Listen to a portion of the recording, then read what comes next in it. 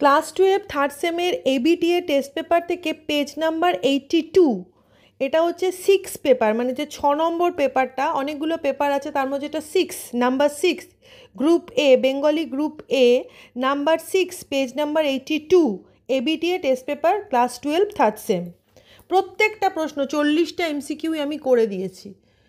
প্রথমে হচ্ছে সঠিক উত্তরটি নির্বাচন করো। মেজবাবুর মেয়ের বিয়ের দিনটি ছিল কোন বার? সোমবার।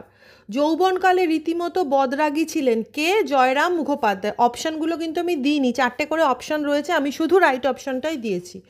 জয়রাম মুখোপাধ্যায়ের পুত্রের সংখ্যা 3 জন, 3টে ছেলে ছিল, 2 জন অপদার্থ, বড় আর মেজো, আর ছোটোটা কলকাতায় লেখাপড়া করছিল কিন্তু সেও ফেল করে। কল্যাণীর বিবাহের তারিখ স্থির হয় 10ই জ্যৈষ্ঠ। বামুনহাটের মেলায় আদরিনীর দাম কত হবে বলে আশা করা হয়েছিল? 3000 টাকা। উদ্বোধন পত্রিকার সম্পাদককে স্বামীজি চিঠি লেখেন 1920 সালের 20 ফেব্রুয়ারি। লোকহিতায় শব্দের অর্থ লোকহিতের জন্য, মানে লোকের মঙ্গলের জন্য। মীমাংসাভাষ্য গ্রন্থটি কার লেখা? সবর স্বামী। তোমরা কিন্তু টেস্ট পেপারের সঙ্গে মিলিয়ে নিতে পারো, সব কটা প্রশ্ন এখানে রয়েছে পরপর। শুধু না থামা কখনো কার ধর্ম? বাতাসের। বাতাস চিরপ্রবহমান, বাতাস কখনো থামে না। এটা আমাদের শ্রীজাতের লেখা ধর্ম কবিতা থেকে নেওয়া। আব্দুল করিম খাঁ ছিলেন সঙ্গীত শিল্পী। দিগ্বিজয়ের রূপকথা কবিতায় কবির রক্তে নিজেকে কি মনে করেছেন? রাজপুত্র। কবিতার প্রথমেই রয়েছে নবনীতা দেবসেনের লেখা রক্তে আমি রাজপুত্র। গার্সিয়া লোরকার ধর্ম কী ছিল? কবিতার জিত। সপ্তডিঙা কি? একটি জলযান। দিগ্বিজয়ে যাওয়ার সময় কবির কাছে আশীর্বাদী সরঞ্জাম কটা ছিল? 2টি ছিল। পোডরাজ গল্পটি বাংলায় অনুবাদ করেন সুনন্দন চক্রবর্তী। হে ভগবান, গোড় দেয় না কেউ কুত্তাটাকে, এটার বক্তাকে, এটা হচ্ছে দামার স্ত্রী দুর্পদ, এটা পোটরাজ থেকে নেওয়া। পাথরের ফাটলে কথকার তার সঙ্গিনী কি বানানো আটকায়নি? বাসা। বাসা মানে কি? ঘর বা আবাস। তুলনামূলক ভাষাবিজ্ঞানের সূত্রপাত করেছিলেন স্যার উইলিয়াম জোন্স। 19 নম্বর প্রশ্ন, উপলক্ষ অনুযায়ী ভাষা বদলকে সমাজবিজ্ঞানীরা বলেন রেজিস্টার। 20, খণ্ডধ্বনির অপর নাম বিভাজ্য ধ্বনি। 21, উষ্ণধ্বনিটি হলো তালবস্য। 22, ঐতিহাসিক শব্দার্থতত্ত্বের আলোচ্য বিষয় কি? সময়ের সঙ্গে ভাষার অর্থের পরিবর্তন। নেক্সট, 2 বা ততোধিক শব্দের মধ্যে অর্থগত সাদৃশ্য থাকলে সেই সব শব্দকে বলা হয় সমার্থক শব্দ। অর্থগত সাদৃশ্য মানে মিল, মানে অর্থের দিক থেকে মিল থাকলে তবেই তাকে বলা হয় সমার্থক শব্দ। যেমন পিতা, বাবা, জনক, এগুলো সব অর্থগত সাদৃশ্য, তাই এই শব্দগুলোকে বলা হয় সমার্থক শব্দ। কালি শব্দটির আদি অর্থ ছিল কালো রঙের তরল বস্তু। এখানে শব্দার্থের পরিবর্তনের যে ধারা অনুসরণ করা হয়েছে সেটা হচ্ছে কি শব্দের প্রসার, মানে শব্দটা অনেকটা বিস্তৃত হয়েছে। শব্দার্থের প্রথম ভাগ, এটা আমরা সবাই জানি, সাধারণ অর্থ। গোষ্ঠী শব্দের আদি অর্থ কী ছিল? গবাদি পশুর থাকার জায়গা। নবজীবনের গান কার রচনা? জ্যোতিরিন্দ্র মৈত্র। ভালো করে অপশানটা দেখবে, নবজীবনের গান জ্যোতিরিন্দ্র মৈত্র। এবার 28, ইউরিয়া স্টিবামাইনের আবিষ্কারক স্যার উপেন্দ্রনাথ ব্রহ্মচারী। 29, উপেন্দ্র কিশোর রায়চৌধুরী পরিচিত কোন শিল্পের সঙ্গে? মুদ্রণ শিল্প। গোবর গুহ কোন খেলার সাথে যুক্ত? কুস্তি। এবার শূন্যস্থান পূরণ, বিকল্প থেকে বেছে নিতে হবে। 31 নম্বর, শ্রীযুক্ত জয়রাম মুখোপাধ্যায়ের বয়স এখন ড্যাশ পার হইয়াছে। উত্তর হবে 50, মানে 50-এর ওপর, 50 ঊর্ধ্ব, 50-এর বেশি। 32, হীরামতির সাজ পরানো ড্যাশ উপর বাঁদর বসালে কি ভালো দেখায়? উত্তর হবে ঘোড়ার। 33, তোমার ধর্মের পথে কেন ড্যাশ? অপশন হবে অপব্যয়। এবার হচ্ছে ক্রম অনুযায়ী বাক্যের পুনর্বিন্যাস করো। এটা 34 নম্বর, আমি পরপর বাক্যগুলো বলবো এবং তারপর সঠিক অপশানটা বলে দেবো।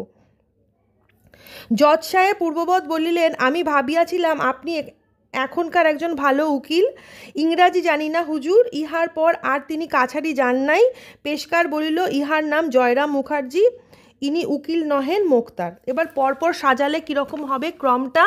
প্রথমে হবে 4 নম্বরটা, পেশকার বলিল, উহার নাম জয়রাম মুখার্জি, উনি উকিল নহেন মোক্তার। তারপর হবে 1 নম্বরটা, জজ সাহেব পূর্ববৎ বলিলেন, আমি ভাবিয়াছিলাম আপনি এখনকার একজন ভালো উকিল। তারপর 2 নম্বরটা, ইংরাজি জানি না হুজুর। আর লাস্ট 3 নম্বরটা, ইহার পর আর তিনি কাছারি যাননি। অর্থাৎ 4, 1, 2, 3।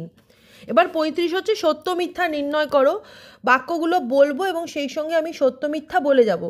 1 নম্বর হচ্ছে বাংলা ভাষা প্রবন্ধটির লেখক হলেন সঞ্জীব চন্দ্র চট্টোপাধ্যায়, এটা মিথ্যা, আমরা সবাই জানি, এটি লিখেছেন স্বামী বিবেকানন্দ। 2 নম্বর হচ্ছে বাংলা ভাষা স্থানে স্থানে একই রকম ভাষা, এটাও মিথ্যা। 3 নম্বর হচ্ছে ভাষা ভাবের বাহক, এটা সত্য। যখন মানুষ বেঁচে থাকে তখন জ্যান্ত কথা কয়, মরে গেলে মরা ভাষা কয়, এটাও সত্য। নেক্সট আবার সত্য মিথ্যা। 1 নম্বর গ্রামের পোডরাজ দামার বাড়ির আবহাওয়া ভারী, এটা সত্য। দামার বউয়ের চোখ জল ভরা, এটাও সত্য। দামার বউ শাড়ির আঁচলে চোখ মোছে, এটাও সত্য। লোকে শুধোচ্ছে দূরপথ কেমন আছে, এটা মিথ্যা। লোকে কিন্তু দূরপথের কথা জিজ্ঞেস করে, লোকে দামার কথা জিজ্ঞেস করেছে। দামা যেহেতু পোডরাজ ছিল এবং দামা অসুস্থ ছিল, কদিন সে রাস্তায় বেরোয়নি, তাই জন্য লোকে জিজ্ঞেস করছিল যে দামা কেমন আছে, দূরপথ নয়, এটা মিথ্যা। আচ্ছা, নেক্সট হচ্ছে 37 নম্বর, স্তম্ভ মেলানো আছে। ক স্তম্ভে রয়েছে, পরপর আমি বলে যাব। ক স্তম্ভে রয়েছে পাগলা হাওয়ার বাদল দিনে, সখী বহে গেল বেলা, আমরা মিলেছি আজ, আর এবার তোর মরা গাঙে। খ স্তম্ভে রয়েছে রবীন্দ্রনাথ সারি গান, রবীন্দ্রনাথ রামপ্রসাদী সুর, রবীন্দ্রনাথ কীর্তনী সুর, রবীন্দ্রনাথ বাউল সুর। এবার আমি মিলিয়ে বলবো। 1 নম্বর পাগলা হাওয়া বাদল দিনে, এটি হচ্ছে রবীন্দ্রনাথের বাউল সুর। 2 নম্বর হচ্ছে সখী বহে গেল বেলা, এটার সঙ্গে হচ্ছে রবীন্দ্রনাথের কীর্তনের সুর। 3 নম্বর হচ্ছে আমরা মিলেছি আজ, এটা হচ্ছে রবীন্দ্রনাথের রামপ্রসাদী সুর। আর এবার তোর মরা গাঙে, এটা হচ্ছে রবীন্দ্রনাথের সারি গান। নেক্সট আর একটি স্তম্ভ মেলাও। 38 নম্বর, ক স্তম্ভে রয়েছে বাংলা বর্ণমালার যৌগিক স্বরধ্বনি। খ স্তম্ভে রয়েছে মুখের মান্য ব্যঞ্জনধ্বনি। 3 নম্বর হচ্ছে বাংলায় অর্ধ স্বরধ্বনির সংখ্যা। 4 নম্বর হচ্ছে মুখের মান্য বাংলা স্বরধ্বনি। খ স্তম্ভে রয়েছে 7টি, 2টি, 30টি আর 4টি। এবার আমি অপশানগুলো বলবো। 1-এর সঙ্গে মানে বাংলা বর্ণমালায় যৌগিক স্বরধ্বনির সংখ্যা আমরা সবাই জানি 2টি, ওই আর ঔ, এই দুটো হলো যৌগিক স্বরধ্বনি।